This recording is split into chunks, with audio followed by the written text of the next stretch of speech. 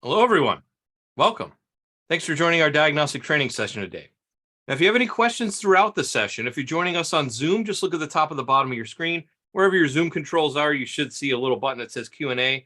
Click on that, hit submit, and I'll get to those at the end of the session. If you're watching along on YouTube, just make sure you use the live chat function, wherever that happens to be on the screen on the device that you're using. So my name is Jason Gabrinas. I'm one of Snap-on's National Diagnostic Technical Trainers. Been in the training department. I'm starting my 10th year in training, or 10th year training people, I should say. Traveling around North America, helping techs and shop owners get the most out of their diagnostic equipment. Before I did that, it was a couple years as a diagnostic sales rep with Snap-on. So I had about 30 different franchisees I worked with, as well as the shops that they serviced, in order to help everyone get the most out of their diagnostic needs. Then before that, it was 8 years at Subaru. So I worked in a dealership, and I guess over time became the default diag guy in the shop. I always ended up with the drivability problems, the intermittent problems, the weird wiring problems that would show up on those cars. And that's really where I cut my diagnostic teeth, trying to figure out all those weird head scratcher cars that would come into my bed. And before that, a bunch of other miscellaneous wrenching jobs. Been a little over 25 years under hood experience for me. So our topic at hand today is after the repair, and we're going to talk about coating replacement parts, because after you replace a part, many times, especially nowadays with all these the newer cars and the newer systems that are out there, it's not as easy as just plug and play and everything's ready to go. Sometimes you have to do some sort of a reset, relearn. Coating is one of those things. So there's these different terms that get thrown around a lot in the industry: resets, relearns, coding, programming, flashing.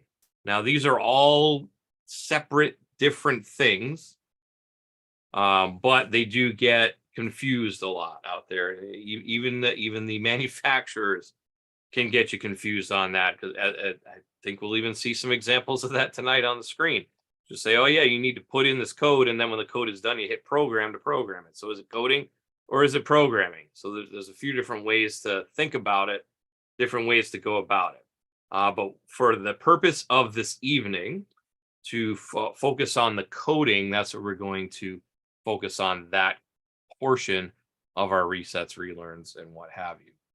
So coding is defined, or at least I would define it as using to teach the ECM parameters by using a code number. So for example, if you saw that intro video there, fuel injector coding, that's one good example. You type in a code, and then it adds it into the computer. And then also another one that's pretty popular, especially with Fiat Chrysler products nowadays, is called a proxy alignment. So that is, I'm not actually punching things in, but there's a configuration coding in a module, and what it does is it matches any replaced modules with it. So let's look at an example from this Fiat 500 talking about that proxy. So the body control module stores and compares vehicle configuration data with the instrument cluster, as well as with other electronic control units in the vehicle. This process is referred to as programming of configuration of systems integrated, PROCSI, as they would call it, proxy, also known as proxy. So it's just, I guess it sounds better. If a configuration mismatch is detected, the BCM sets a code. A configuration mismatch code will require the performance of a restore BCM proxy configuration routine or a proxy configuration alignment routine using the scan tool. The instrument cluster circuitry operates battery current received through a battery and fused circuit. Arrangement allows the instrument cluster to remain functional regardless of the status of the ignition switch. Circuitry is grounded through a ground circuit, etc., etc. So the point where it mentions the proxies up here in this first paragraph, right? So this is you need to do this proxy configuration routine if there's a mismatch, if it sets a code, if you replace a component that is related in this system. So BCM, instrument cluster, that sort of thing. So to find this, if we go down to in the scan tool, it's actually right there on the bottom, right under body controls. It's called proxy alignment right there. So it's actually a function that has its own separate call out just for that. And then you can either perform the procedure or stop communication. So in this case, we'll perform the procedure. Procedure is used to display the proxy configuration status of the entire vehicle and copy the proxy configuration data into any required ECUs. Continue to display the current vehicle status. We continue. I'm going to go in there, and we see in this case the TPM is configured and the CTM is configured, but the instrument cluster and the radio is unknown. So we would need to do this particular function in order to get everybody to be on the same page. So the same sort of configuration. It's configuring the car. So we hit continue, and it goes in there. It's going to go through a little countdown there. Turn off the ignition, wait for the displayed countdown timer to finish. And when it's done, the alignment procedure is complete. So what it's doing is it's taking that coding that we talked about, takes that coding, copies it out of a module, and pastes it into another module or any other modules that need it, kind of automatic. So there's a few examples of that out there. We might be able to get to them a little bit later when we go live on the tool. But what all on a vehicle needs coding out there? Commonly, very commonly actually, is the fuel injectors. That's very common to need a coding when you replace a fuel injector on, especially on the many of the direct injection vehicles for sure, just because they have different flow rates and the computer needs to know what that flow rate is. So based on the numbers that are with the injector, you can code it into the PCM. Batteries too. BMW and Mini are big purveyors of this, so to say. Other manufacturers have it too, Audi, Volkswagen. Seems to be a lot of European companies like that coding feature. So on the batteries need it, headlights too. So you either need to teach in the headlights, relearn the headlights, or the turn signals even on some cars, or you just need to actually plug in the numbers that come with it as well, so it's able to initialize the headlight. Mercedes, pretty big on that one as well. So the first one we'll talk about is a fuel injector example. So this one's on a 2021 F350 on the diesel engine, right? So you can see we have fuel injector correction factors right there, and this is inside the resets and relearns menu. But we have fuel injector correction factors when we replace the fuel injector. So we'll use a 10-digit code on top of the injector to program it. Don't confuse the characters like A and B, D and 0 when reading off the injectors. We'll hit continue. On the next screen, record the current codes and then select the injectors to be programmed. We'll hit continue. And then it's going to list all 8 injectors on here. Now, I had a thought. I was watching that video actually in the beginning. I had a thought on how best to do this. If I wanted to record these numbers, instead of writing them down, why don't I just take a screenshot? Just take a screenshot, hit that little S button. On the tool, it'll take a screenshot, and then I don't have to worry about it. It'll be in my saved files. And then I won't have to worry about writing them down later if I needed to. So simply edit one of them. If you needed to change it, you'll just hit the edit button there. For that example, we'll edit the first one, and then you just plug in the new ID number. It's 1, 2, 3, 4, 5 pairs of numbers that go in there, and then we'll just hit OK. And then here's the old ID. There's the new ID. We hit program.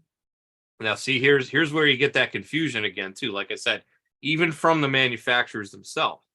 It's a code that you're putting in. You're coding the injector, but they say program down here at the bottom. So you're taking the code and programming it in. That's why it gets confusing, right? So I'll hit program and then we're done. Next example I'll show you is a battery, and we'll have another example of this in a little bit. But this is a battery on a 2016 Audi S5. So I just picked an Audi at random, kind of, that had this. And you'll see we have 2 options here. Battery parameterization. That's a really big word. Battery parameterization when the battery is replaced. And then there's a coding and configuration function as well. So Audi, Volkswagen have a lot of coding functions that can be done, may need to be done, depending on what it is. You just got to be kind of careful when you go to that, because you can turn things on and off that you might not supposed to. Just kind of know what you're doing when you do that. But you can see we have a read current code, configuration list, and program a new code. So if I wanted to program a new code in here for a battery, please write down the current code before you program a new code. This enables you to re-enter it if desired at a later stage. Click continue. And then you'll see that there's coding in here. So there's a code. That's a very long number. I wouldn't want to fat finger any of that. So you got to make sure you get it right. You would hit edit, and then you can walk through there and actually punch in the code number. Also, there's another option we saw, battery parameterization. When battery is replaced, you can go in here and change the type of battery that is in the vehicle as well. So if we hit continue there, we'd go in, it's going to give you your amp hours. You can edit that, serial number of the battery, and then the first 3 and the last 10 of the serial number of the battery. So you can add that in there as well. And then once again, there's that little program button. So we're not We're doing codes, but we're programming as well. So they kind of go hand in hand. So that's just one battery example. That's on an Audi. And then we get to lighting. So on lighting, we have this 19 Mercedes S-Class. So there's a couple options. There's enter manufacturing date of a headlamp, restore the headlight coding, and then there's coding a new headlamp. So you can plug that in, pop in there. This function will code in a new headlamp to the headlamp control module or actuation module or multi-beam module, depending on what it has. Please note that only headlights with 1 or 2 data matrix codes are supported currently. If you have more than 2 data matrix codes on your headlamp, then this will not work. So it's only for those headlamps that have those 2 codes on. We hit continue. And then it says the original coding will also be stored automatically. That was that restore coding function that we saw a little bit earlier. You'll be able to restore the controller to its original state should you wish to do so. So we can hit continue there. And then that would allow us to code that in. Now I'm a simulator. I can't go any further than that, but that is just some examples of things that would require coding. So let's go live on the tool and look at a couple more examples of what we might need to do. Let's see. So there's the Ford we already did. Mercedes headlight. So let's go into this BMW here. I'm going to activate this BMW. And this is a 2012 3 Series. Let's see, 328i. And then you see we have all these options here. So we can go into engine. And then we should have, under functional tests, we should have a special function for battery replacement. Now, the battery replacement is very simple. Let's just go in there and say I want to register a new battery. For correct charging operation, if the new battery is a different type or size than the previous one, it must be written in a vehicle order. It's going to be done by choosing change battery type in the special functions menu. So you display history for current battery capacity and type. AGM batteries are recognizable by their black housing. Lead acid batteries are recognizable by their white housing. Continue. Battery replacement will be programmed, cannot be canceled. Hit continue, resets it, and we're done. So that just resets it, says, I have changed this battery. Now, why do I need to do this in the first place anyways? We haven't even really mentioned why do I need to do this at a replacement. We mentioned about the injector. The battery on for these vehicles especially, the alternator, over time will learn the charge state of the battery. So as the battery wears down, deteriorates, gets older, it needs to increase or change the way that it charges the battery. So it may need to increase the output of the alternator just to change due to the charge state of the battery. So it needs to know if there's a new one in there. Otherwise, it'll overcharge the new battery, replacing maybe a 5-year-old battery that would need more charging in order to stay charged. So that's one option. So the battery replacement, if I'm replacing like for like. Otherwise, if I need to change my battery type, we have that option here as well. So let's see. Make sure there are no fault codes present in any module. You got to make sure that's all done. Key on, engine off, ignition on. Let's see, and we can check terminal 15 to make sure that's on in any of those modules. The next menu, you'll see current battery size registered. To change battery, simply select the battery selection, then pick a new battery. Hit OK. So there we go. According to right now, it's got a 46 amp hour lead acid battery in there. And if I hit edit, it's going to go in and gives me 46, 55, 70, 80, 90, 110, up to 110 amp hours lead acid. And then we have 4 different AGM batteries. So let's say I wanted to put an 80 amp hour AGM battery in there. I can do that. Hit program. It's in there. Hit program again, and it's done. And it says you're about to code the vehicle order. Make sure all accessories off and not activated during coding. Make sure the voltage is between 12 and 15 volts, steady with key on, engine off. Attach a battery maintainer. Failure to proper prepare the coding can result in catastrophic problem. Well, I said you got to be a little bit careful with this, and I'm not sure what this is going to do since I'm on a simulator, but okay, there we go. Battery voltage could not be detected. So since I'm not hooked up to an actual car, that works. So that's change battery type or battery replacement. You'll also notice on this same vehicle, there is also an injector coding function. So it's going to go in here and let's see, you need to correct false before you do it. Was there a new computer installed? Yes or no. And then when injector coding is complete, there might be a slight discrepancy between codes read and written. It's not an error. It's due to conversions taking place in the scan tool. Interesting. So there we go. There's my injectors. I hit edit. I can go in, type my new ID number. Hit OK. Old one, new one. Hit program. And then we're done. And then it goes there and lists it for you. So few different functions just on this BMW in order to do that. Okay, so I'll hit back out of that. Next vehicle, come in here, and we will do this. Let's do the Mercedes. Come in here in the Mercedes. The Mercedes got fancy headlights. So when I replace the headlights on these, you may need to do that. So we can go down to lighting and controls, and there's a left headlight or a right headlight. So you can go to left headlight. And then you can do the control module, the actuation module, LED matrix module. So they have LED lights on these that can kind of change the beams. So we'll go into the control module. And we'll just pick the first one there. Codes, data, functional tests. Under functional tests, it's going to have special functions. And then we have resetting of operating hours and adaptation. Adaptations, enter manufacturer data of the headlamp. You can do that. Coding of new headlamp, restore the coding. So we'll hit coding. We'll code in a new headlamp to the headlamp control module. We saw that earlier. Original coding will be stored automatically, so we can restore it if we need to. And then in this case, I get an error because I'm not hooked up to a car. Also in here, there's that restore headlight coding. So if I had something happened while I was trying to code that headlight, I can hit restore the headlight LED coding and it'll restore it after it was already stored as well. So we have that. And then let's see, we should have. Gotta make sure you cycle the key on these Mercedes too.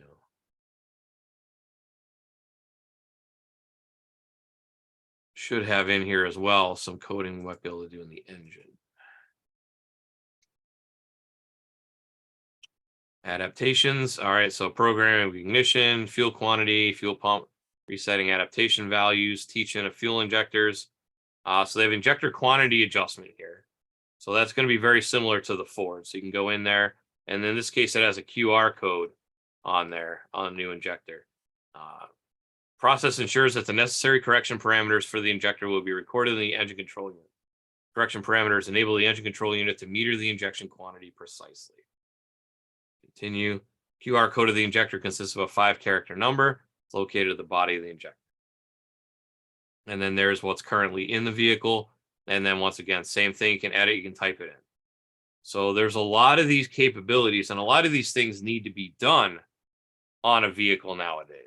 If you don't know that you need to do it, it's always best to check with either with the manufacturer, or in this case, if you have a Snap-on tool that's current on your software, you can also come in here and go with the service resets and relearns menu. So this will give you a link to any of the resets, relearns, functions that are necessary for the vehicle. So in this case, Ford's not all that complicated. It's really just the injectors. So if I wanted to replace fuel injector, though, I can go there. And it's going to give me a link to functional resets. It also gives me a link to repair information. If I have shop key available on the tool, I can go in there. And let's say it's an XLT. And what this is going to do for me from the service resets, it does a search for the fuel injector as well. So if I need to replace that fuel injector, let's say it's a cabin chassis, 4-wheel drive, all that good stuff. Okay, so then down here to remove and replace. Sometimes there's also an option for after repair information, but on remove and replace, it should tell us how to do that. So let's say if we go to installation, come down here, it's going to tell us how to install it. Make sure you put an O-ring in there. The PCM is programmed with an IQA code for each fuel injector. If a new fuel injector is installed, record the new fuel injector IQA code and cylinder location. All right, so you need to know that. Anytime you replace an injector on that vehicle, you would need to code that replacement. And then here's an example of what that IQA code looks like. So there's a replacement label that you need to put on there if you work at the dealer, but you need to make sure that you program that code in. Use the scan tool, follow the on-screen instructions, and program the PCM with the appropriate fuel injector IQA code. for any fuel injector that was replaced. Using a scan tool, select powertrain, IQA, and so on and so forth. That's only required if the new fuel injector is being installed or if you're switching cylinders for some reason. You would need to make sure the right one's in the right hole. So just be sure that that's a thing, because I know sometimes some people might swap from hole to hole or something like that to try and find for the for a misfire or something like that. So in that case, you would need to make sure the right IQA is in the right hole as well if you did any swapping. Just so you're aware, because that's very important that you have that. So we did that. We can go back to scanner, go to functional resets, and then we have that fuel injection corrector factors again. Come in here, it's going to cycle through, and then it just allows us to go in and program it. Now, in this case, also on this is a 2021, that is also considered a secured function for Ford as well. So you'd want to make sure that you're hooked up to Wi-Fi and that your software is current on the tool as well in order to do that. Otherwise, that function Ford will lock out for you. So once again, I could go in there, I can edit, I can hit the codes, and I can go in there. So with that, this one's kind of a short one because I don't know if there's a ton necessarily to talk about with coding. It's coding where I need to type in a code in order to reset, relearn the parameters. A lot of things when I reset it, it's just a quick reset on the screen. It resets itself. Other times, maybe like a throttle body, it opens and closes, resets set of travel, programming, that sort of thing. It's just picking from a drop-down menu and saying, I need this, this, and this. But you do need to be aware. The key takeaway I want you to have with this is you need to understand that this may need to be done with parts. So if I replace a headlight, if I replace a fuel injector, if I replace a battery on certain vehicles, you will need to code them in and actually have like serial numbers or injector quantity flow adjustments, things of that nature to code into the vehicle in order for it to work properly. Headlight might not turn on. Vehicle will run like garbage because the fuel injector wasn't right. Overcharge and fry the battery. Any of those things are bad. We don't want comebacks. We want to be able to make sure that we can do this. Now, as I said, domestic vehicles, it's going to be, by and large, I've really only seen it for injectors. There really isn't much else that I've seen where you actually have to do a coding on a domestic vehicle. Asian vehicles, same thing. Asian vehicles keep it pretty simple with that type of stuff too. It's usually plug and play, reset. Maybe there's just quick like throttle body relearn or something that needs to be done, but that's not coding again. And then it's the European vehicles that really have all that coding going on. Volkswagen and Audi have the long coding and short coding. As we saw in the Mercedes, we have to code in the headlight, and then with the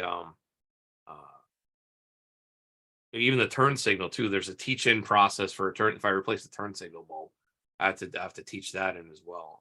We didn't see that this time, but that is definitely necessary as well. So just always be aware of what resets, relearns, coding, programming you need to do on the vehicle. And as you can see here, there's plenty of options available in the scan tool, on the Snap-on scan tool in order to code these functions in. So hopefully we got a couple takeaways from that. Just like I said, the key takeaway is always double check and make sure that you even have, there's probably is going to be something that needs to be done most parts nowadays. All right, so that's my time for this evening. Let's talk about what we're going to talk about next week. So next week is guided component testing part 3. So we've already done 2 different component testing series using the guided component tester inside the tool. There are some improvements that will be coming out in the guided component test actually next week. That's why we timed it this way. So actually rolling out with the new software next week, we'll be rolling out some what I think are pretty awesome changes with the guided component test, plus a lot of new features and functions in the guided component test than what we've been seeing in previous years. So hopefully you can join me for that. Same time, same place as usual, 6 and 9 Eastern. If you want to join me on Zoom, you can go to snapon.com/OT register there. Otherwise, on the 6 p.m. Eastern class, I go to YouTube. So I'm live on YouTube right now. If you are watching this on YouTube, please make sure you like and subscribe and ring that notification bell, because the more subscribers we have, the better it will be for everybody to be able to continue these videos here. So continue the free training. I always love having this being able to provide this free training for you all. So once again, youtube.com/snap-on diagnostics. Make sure you watch there. 9 p.m. Eastern goes to my Facebook page. So it's facebook.com/snap-on Jason if you want to give me a follow over there as well. If you want to see anything else in these past prior topics, looks like I got number 57 there twice. So 58, this is actually episode 59 right now. So we'll be hitting 60 next week on that guided component test. That's pretty cool. These are all new classes, by the way, in the next few weeks. But if you want to see anything like ADAS, data bus testing, VVT operation, hybrid vehicles, electric vehicles, lab scope, all sorts of different functions and features and systems that we can work on. My whole premise is I need to know how something works if I'm going to fix it and make sure it's working properly. If I don't know how it works, it's going to be a lot tougher to make it actually work the way it's supposed to. So if you want to see any of these past prior episodes, though, youtube.com/snap-on diagnostics. Once again, you can go in there. There's a playlist for live training. There's all 58 of these videos plus more other live training that we have done in the past as well for other topics. All right, let's get to questions here in a second. But before I do, I want to make sure I mention my buddy Keith. Keith also does free diagnostic training, but his is focused on scan tools. So it's on Wednesdays and Thursdays, one time. So 7:30 Eastern, 6:30 Central, 4:30 Pacific. If you want to go to snapon.com/OT to register for those as well. So Wednesday is on Zeus. And then on Thursday is going to be Apollo and Triton combo class because the scanner functions of those tools are identical. So we just keep that in one class. They're about 2 hours long either way. First hour of the class is going to be let's get it set up. Let's get everything all set for Wi-Fi and set up with your Snap-on Cloud account. Then he's going to walk through scanner functions on the tool, walk through Fast Track Intelligent Diagnostics as well. And then in the second half, after about a 5-minute break, the second hour is going to be all scope and meter functions in there as well. So definitely a good, thorough class if you want to get caught up or learn a few new things on your tool and what your tool can do that you didn't know it could do before. Definitely a good place to go. So check that out. Snapon.com/OT to register for that. All right, let's go to Q&A. I do see on Zoom, not much going on there. So if you are on Zoom and you do have a question and you joined a little late, just look for that Q&A button, top or bottom of your screen. You should be able to find it there and you can ask your questions. Over on YouTube, so Fixed Car Auto Shop UAE. Hi, hey, thank you for joining us from over in the UAE. That's much appreciated. We do have a nice global community here, which I think is pretty awesome. Corvette Rick, hi from Alaska. Checking in from Alaska. Welcome. Thanks for joining us. Nick from England, as always, welcome. I know it's late over there, and I always appreciate you staying up late. I'm kind of a night owl too, so I can't say I blame you for staying up. At least learning a little bit of stuff on YouTube, right? Claude says, what's the reason for headlight coating? Is it just the bulb or the complete assembly? So on those particular headlamps I mentioned, they're the Mercedes ones. Those really, it's not a bulb. It's like an LED matrix type of thing. So it does need to be coated into the module when you replace it. And it's not like a bulb that burns out. Unfortunately, it's the whole assembly for like $4 or $5 grand needs to be replaced if it goes out. So that's why you got to coat a new one in. Let's see. Quinn says, hello, welcome. Thanks for joining. Turn signal bulb. Yep. On some vehicles, there's a new turn signal bulb, especially it was on the Mercedes there. That turn signal bulb needs to be taught in. It just needs to be retaught, like the resistance, I guess, with it. Anthony, thanks for checking in there. Thanks for the appreciate you thinking it's a great presentation. Thank you for that. Nick says, can't wait for next week. Bobby says, hey from Virginia Beach. Welcome. That's a wonderful time of year to be down in Virginia Beach, I would say. And DJ says hello as well. All hail thermal energy. He is a big fan of all the thermal imager things, I know. All right, back over to Zoom. Let's see. Gerardo says hi, welcome. Thanks for joining as always. I know you're in here quite a bit. I welcome and thanks. And then Carl asks, is there any place to go to view recorded training sessions? Absolutely. So all of these training sessions that I do right now just like this. Go over to youtube.com/Snap-on Diagnostics. Actually, I'll type that into your.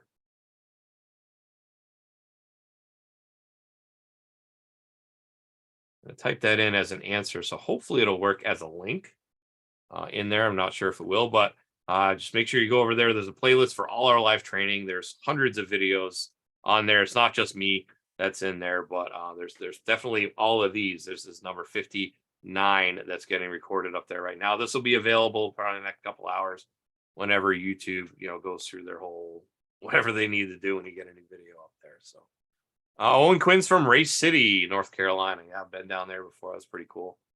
Seeing all the NASCAR shops. And then Jim says enjoys all the info.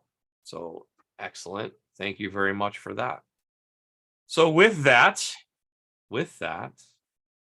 thank you very much. Get to my last slide here. Thank you very much for taking a little bit of time out of your busy day to spend a little bit of time with me. Hopefully we learned a few tips and tricks or capabilities that you might not have been aware of with it, that your tool is actually capable of being able to do as far as coding is concerned, adding new fuel injectors and batteries and headlamps, for these newer cars that require it. So it's definitely in there. It's definitely available. Definitely a good function to be aware of and a good function to have when you need it. So with that, one more question on Zoom there. Oh, thank you, Carl. Appreciate that. So with that, enjoy the rest of your week. Enjoy your weekend. Have a nice night wherever you are, and take care.